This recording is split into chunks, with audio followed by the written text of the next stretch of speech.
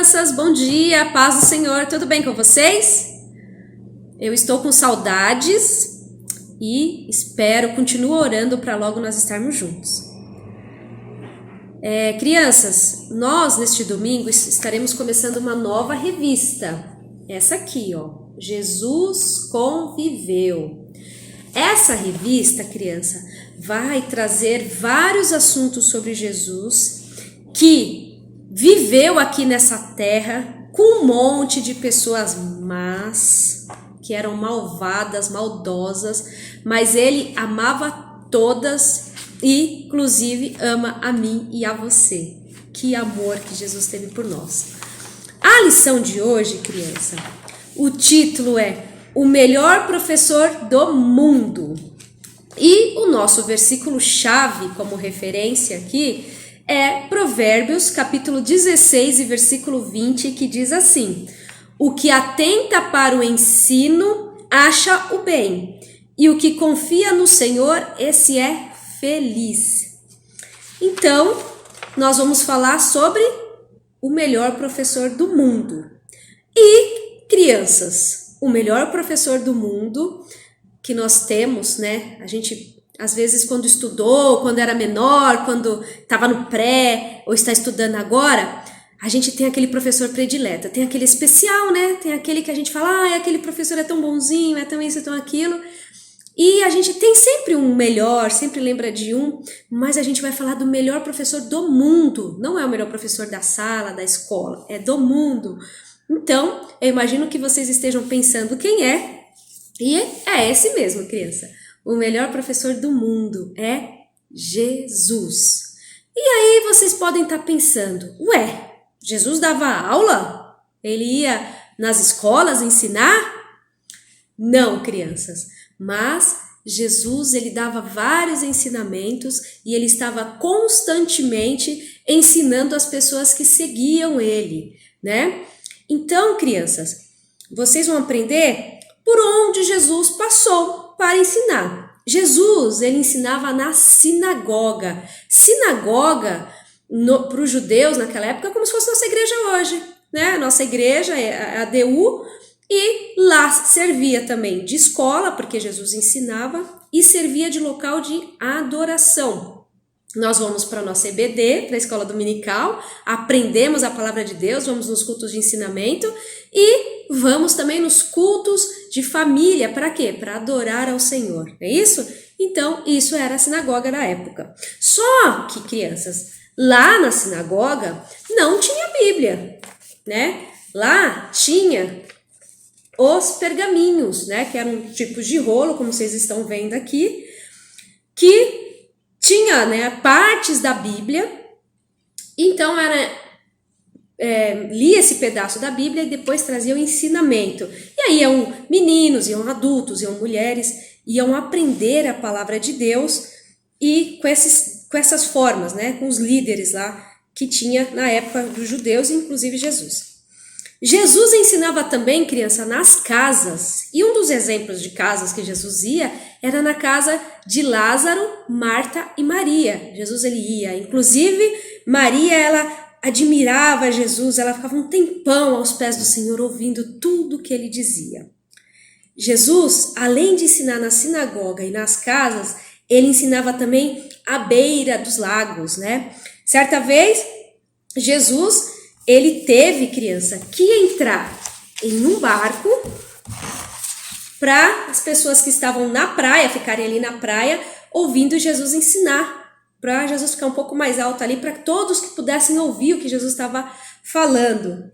E uma outra vez, crianças, que Jesus ensinou foi no monte, e esse foi, assim, o sermão que Jesus deu, que é o mais conhecido de toda a Bíblia, né? Todos os cristãos conhecem muito esse, que chama-se o Sermão da Montanha. Jesus ele subiu lá no monte, sentou com seus discípulos e começou a contar, a ensinar as pessoas as qualidades que precisam as pessoas que adoram ele para irem ao céu, para serem felizes. E chama-se as bem-aventuranças. E a bem-aventurança significa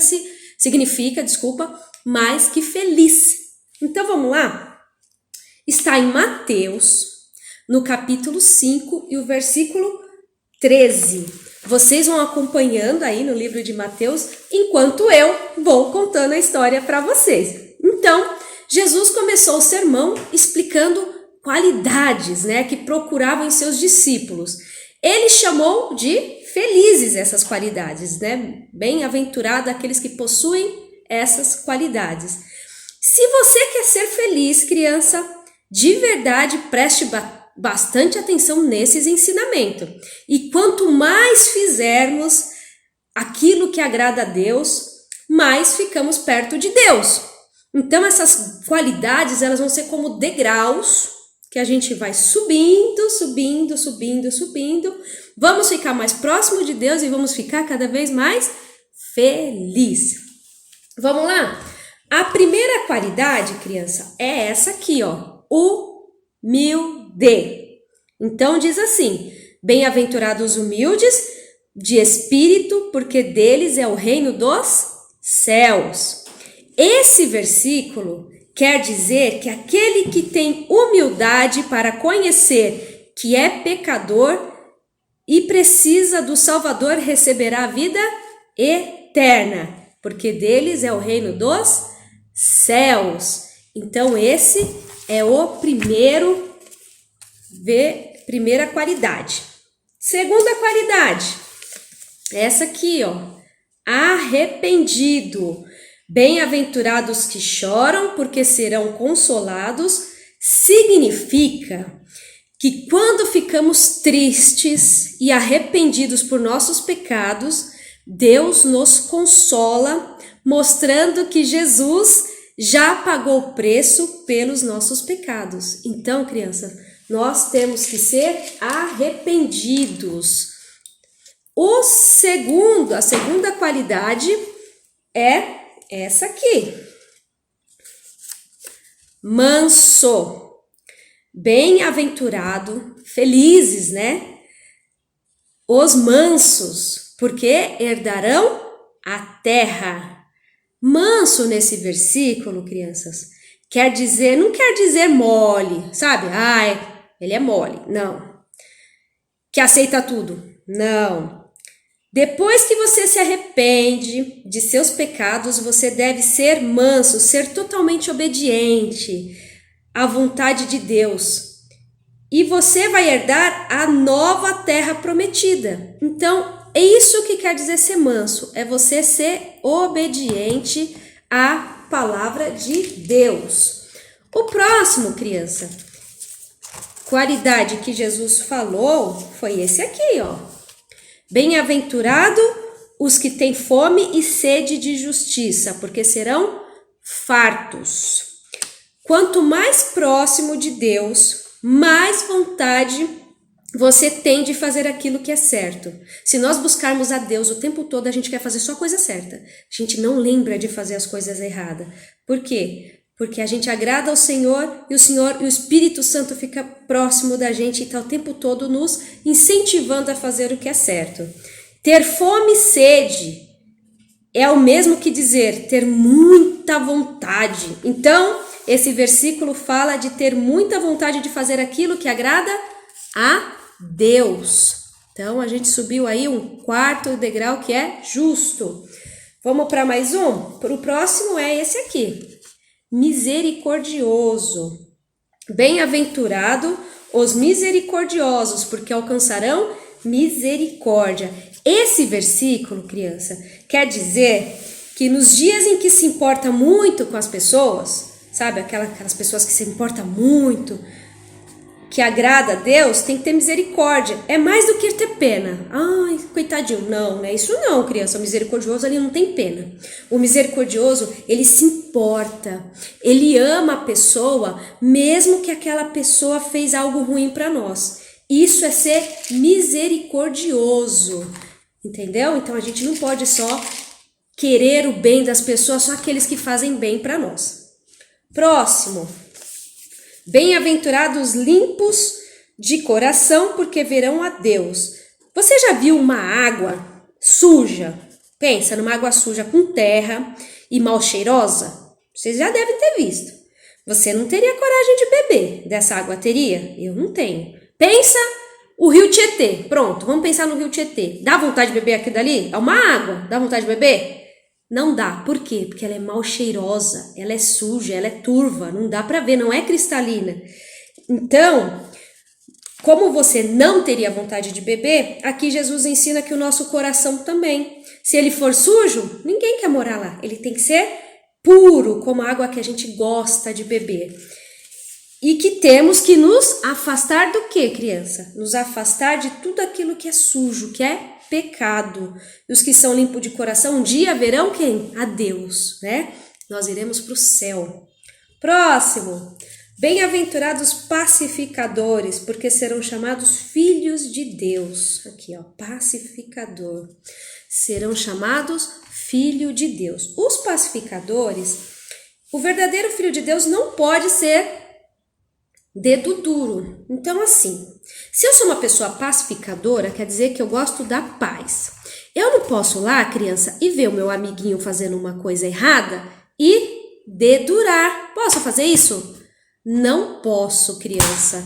Então a gente tem que ser pacificador. Eu não posso entregar, não posso ficar discutindo, brigando assim o tempo todo. A gente tem que ser pacificador. E se nós tivermos amiguinhos, criança, que estão brigando, fazendo intriga, a gente tem que pegar e separar, trazer o quê? O conforto, a paz. E o último, criança, o último das qualidades é esse aqui, ó, perseguido.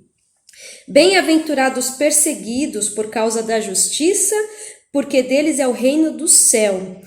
Bem-aventurados sois quando por minha causa vos injuriarem e vos perseguirem e mentirem, disserem todo mal contra vós. Que versículo maravilhoso! Aqui Jesus está dizendo que se você sofre alguma perseguição, preconceito, bullying, né? Às vezes a gente sofre bullying. Aquele menino ali é crente. Ele é crente, olha. Isso quer dizer que se a gente sofre, criança, alguma perseguição por amor de Jesus, nós somos felizes, porque nós herdaremos a terra prometida, né? Nós iremos para o céu. Pois só quem é de Deus sofre crítica. Só quem é de Deus, criança. Quem não é de Deus, o pessoal aplaude. Fulano de tal fez coisa errada, que legal, né? Não, quem é de Deus, as crianças querem tirar o sarro, quer falar, quer fazer chacota, né? Fazer a gente querer achar que tá nos envergonhando, mas não é assim.